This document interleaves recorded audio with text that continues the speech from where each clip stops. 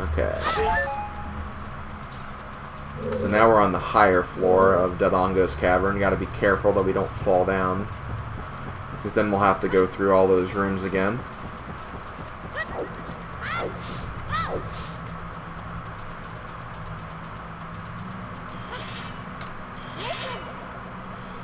You never know what will be around the corner in these narrow paths. Use Z targeting to always look in the proper direction. This is a useful technique, isn't it?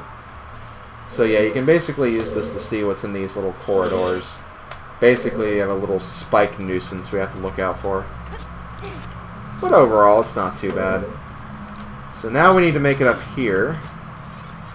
I believe this is just a recovery heart, which I do technically need, so thank you. Oh no, that's Red Rupee. Well, regardless, still helpful, so I can't complain. We need to grab this bomb flower, and we need to throw this at the right time.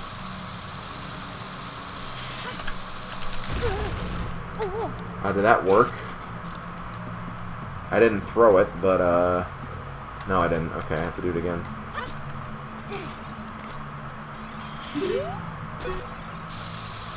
You can either jump at the wall when it's about to explode, or you can throw it. I just forgot to throw it again, so that was kind of annoying. But there we go. That works.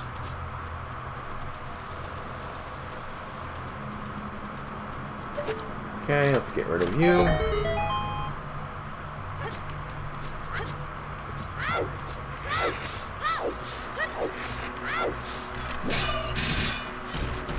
You can also make those guys disappear by doing that. And here we have another one of these fights. You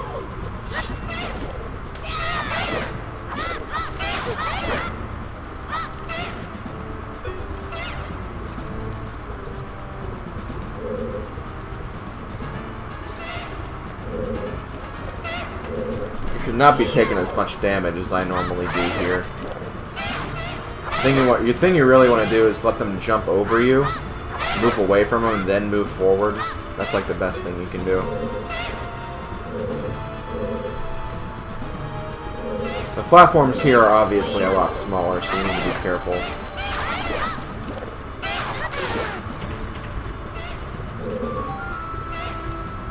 Okay. One more.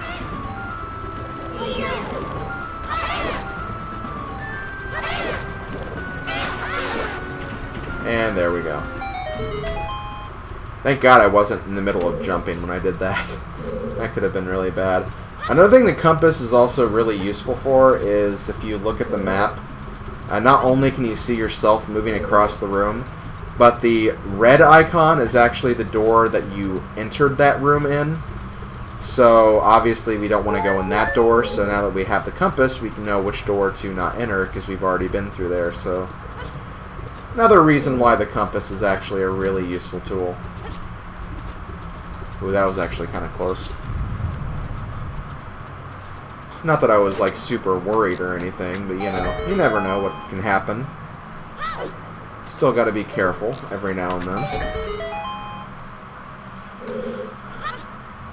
I'm actually making some really good time. I'm currently, like, 2 hours and 15 seconds into this recording, and I'm already, like, almost through the second dungeon. I think that's pretty good progress. And I've been collecting things along the way. I'm 1/10 done with the Skulltulas. I have a lot of pieces of heart to go, but still. Here we have the bomb bag. This is a bomb holding bag that's made from a Dodongo's stomach.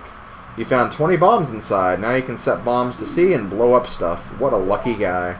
Yeah, he can blow up stuff. What a lucky guy. You're now a terrorist, Link. Ugh. Nah, he's not a terrorist. He uses his bombs for the good of saving Hyrule.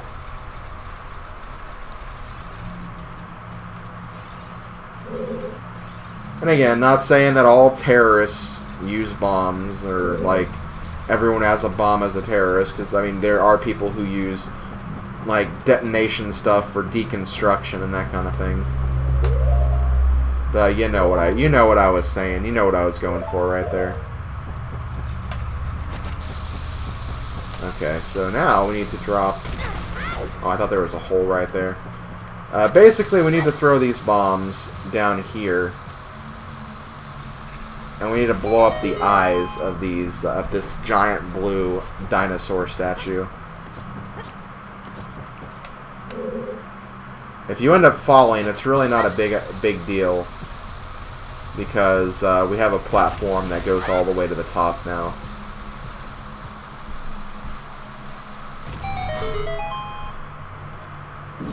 And that will actually open the way to the final part of this dungeon, so hooray for that. What's over here? Probably just like bombs or something. Or maybe a recovery heart. Or a blue rupee. I always think it's a recovery heart. Because that's technically what they did all the time in frickin' Goma's lair. Okay, there we go. Let's start heading to the end, folks.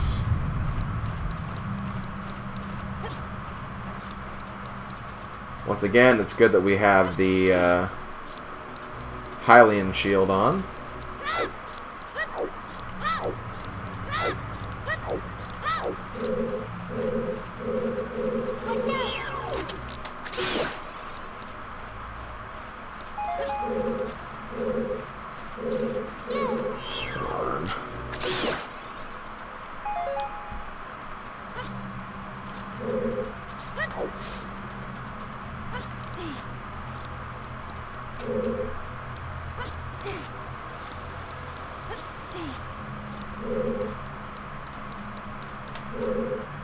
Oh yeah, there is another room over here. It's also worth mentioning that the bombs you can actually hold, they actually explode a lot quicker than the bomb flowers. So keep that in mind.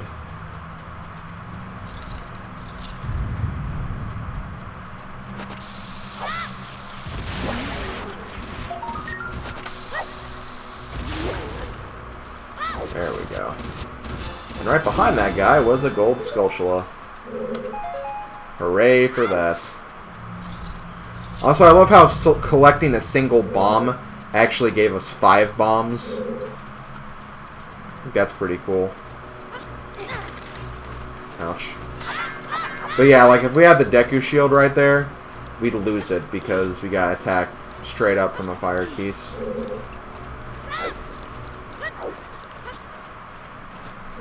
And I believe over here we can actually get a fairy, but once again, I only have 1 bottle, so I'm not going to collect them yet.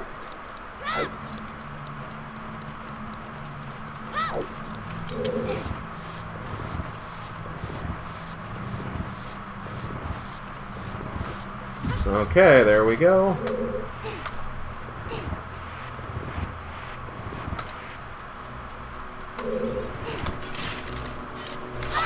See, like right there, I actually got rid of the fire effect.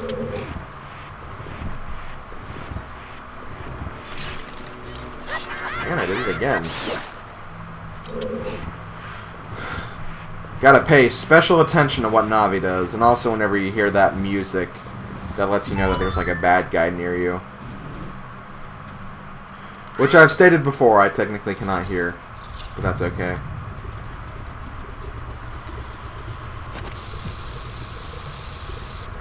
I believe this is just a bomb drop.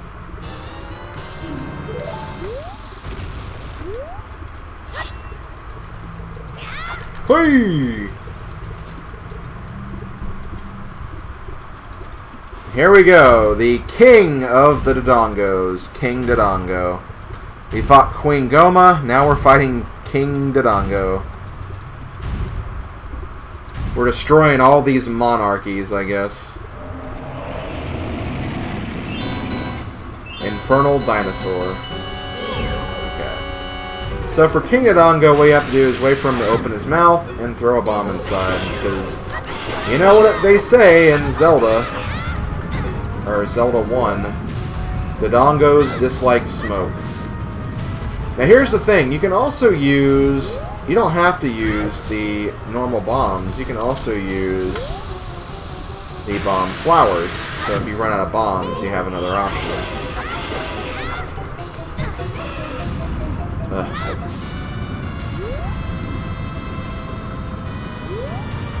We'll wait for him to go all the way over there. This way you can save some of your ammunition.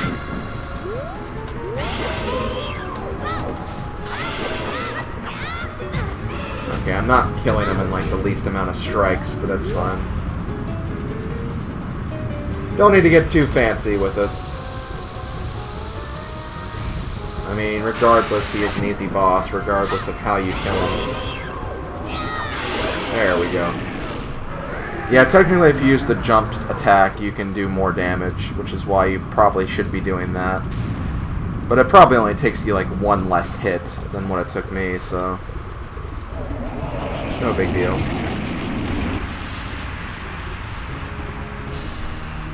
And there he goes, down into the fire. Melting like the jerk face that he is. Grab another heart container. And let's get the hell out of here. So I think we only got 2 gold Skulltulas, or Skulltulas. Because I think there's 2 other ones we can get, but we have to wait till much later in the game to actually get them. Maybe there's a 3rd one as well, but again, it's probably better to come back later to get it. So we will be back. We definitely will be back. It's me, Darunia. Well done. I'm going to kill you. No. Thanks to you, we can once again eat the delicious rocks from the Dodongos Cavern until our stomachs burst. What a wild adventure. It'll make an incredible story. I can't believe that the Dodongos suddenly appeared in such great numbers. And that big rock blocking the cave, all this trouble must have been caused by that Gerudo thief Ganondorf. He said, "Give me the spiritual stone, only then I will open the cave for you." You, on the other hand, risked your life for all of us. Kid, I like you. How about you and I become sworn brothers? No, there's no big ceremony involved. Just take this as a token of our friendship. And by the power of friendship, we have our 2nd spiritual stone.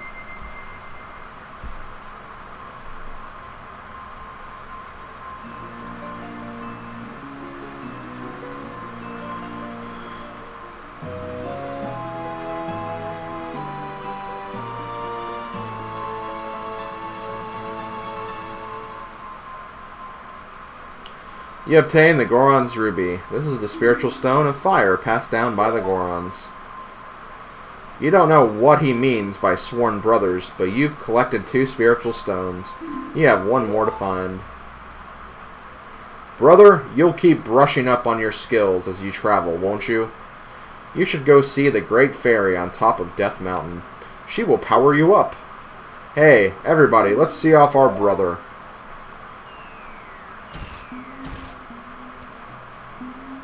You did great. How about a big Goron hug, brother? I always like this part. Just being chased by these rock monsters is hilarious. But yeah, that's pretty much it for the Death Mountain saga. We are going to climb up to the top really quick, though, because there is a Great Fairy there, and that Great Fairy will be able to help us in ways that you could never imagine. Actually, wait, before I do that, I know this might seem kind of out of the way, but I feel like this is a good time as any to do this, just because we have the tools necessary for it. So now that we have bombs, there's actually a few things we can do here in Goron City.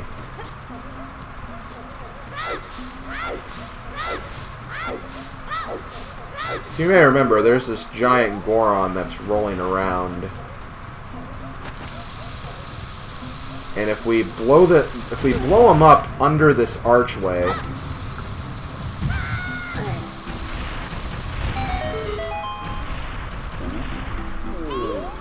and if we talk to him afterwards, alright, I'll give you this in praise of your courage.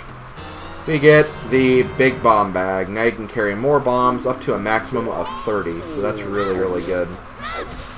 And I believe we can also get another upgrade if we go back to the forest. I'm trying to remember what level we need to be on, though. I think we need to be down there. There's also stuff through here, but I don't think it's that important. No, okay, I'm thinking of something else. But yeah, we're going to go very quickly back to the forest.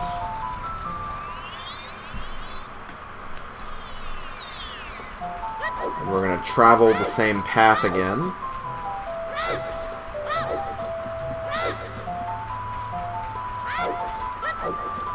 Until we get to the last room. And we find this rock.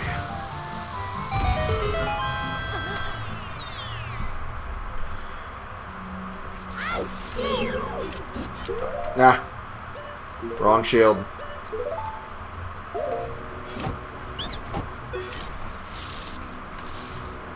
I don't think it's you. I'll make your quest easier. I can make you... Okay. Yeah, this is it. So this is our first Deku Nut upgrade. We can now hold up to 30. I don't remember what this guy gives you, though. I'll go ahead and check.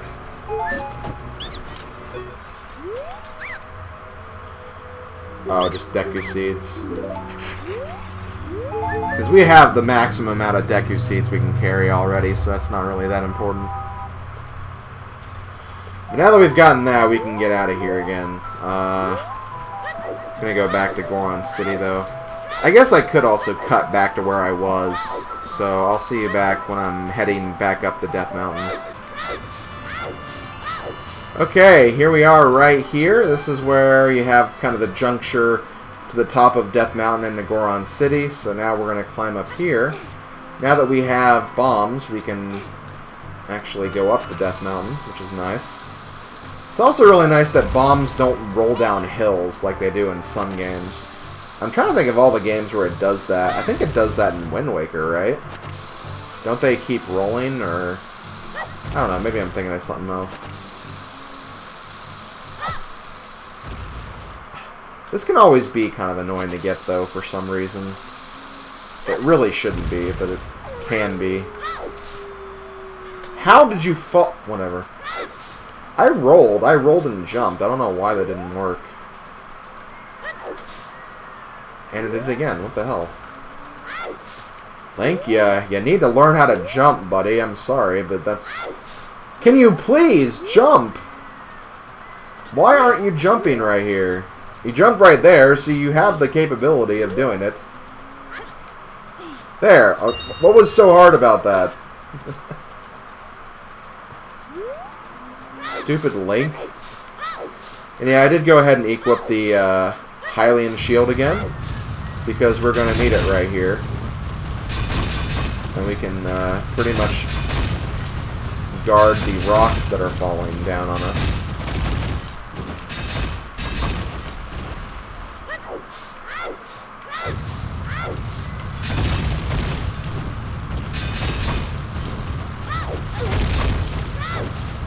Whatever.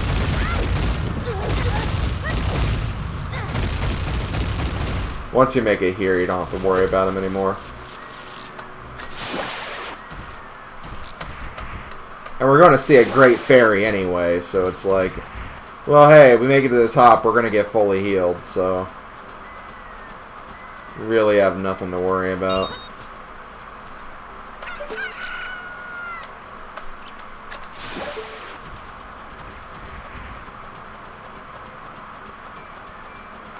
Navi's trying to say something. I'll go ahead and listen to that when I reach the top.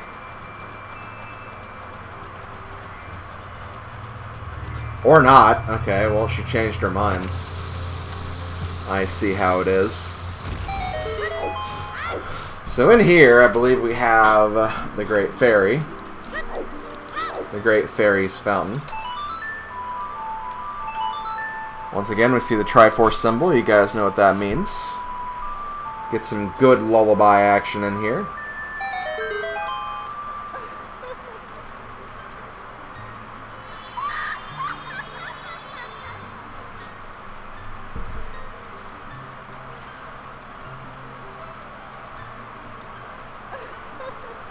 Welcome, Slim. I am the Great Fairy of Power.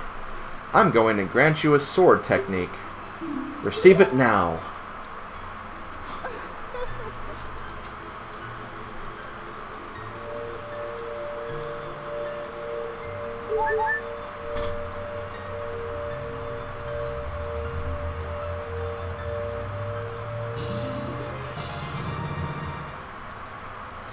You mastered the secret sword technique of the spin attack. Hold B to charge your weapon, release B to unleash a wave of energy with your spin. If you want to release energy without charging your weapon, just rotate the control stick once and press B for a very effective quick spin. When you charge power for a spin attack, magic power will be consumed. Pay attention to your green magic meter. Hey boy, you're a messenger of the royal family, aren't you? Next time you're in their neighborhood, you should drop in on a friend of mine who lives by Hyrule Castle. She'll surely grant you another new power. When battle has made you wary, please come back to see me. So yeah, we can now use the super spin attack.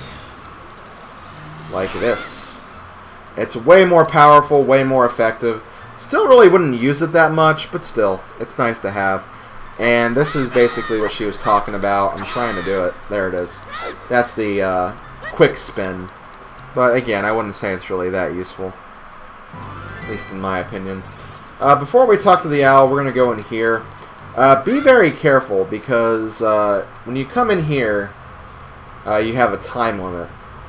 And if the time limit reaches 0, you're going to die. So you need to basically do everything in here very, very quickly. So first we have a gold Skulltula.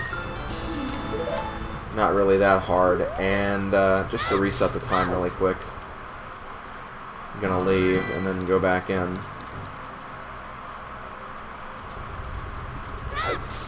Because there is also a piece of heart we can get. You have to be kind of careful with how you do this.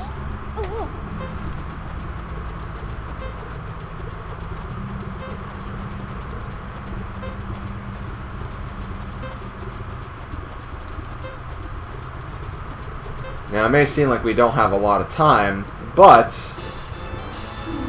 there is something we can do to speed this up. If you drop in the lava, you'll be reset at the very beginning, and you can just easily walk out. And that's pretty much that. Now we'll talk to the owl. Hoot hoot! Well, it looks like you've grown up a little from the Great Fairy's power. But you still don't really look like the hero who will save Hyrule, at least not yet. If you are going back down the mountain, I can lend you a wing. Come here and grab my talons and hold on tight. Hoot hoot! You're a creepy owl, you know that? Whatever. You're helping, I guess. I guess I have to give you credit for that, at least. And he's basically going to take us all the way down the mountain. But this is actually important because he'll put us in a very good location where we won't have to do, like, a super amount of backtracking to get this. But we'll land on top of this house.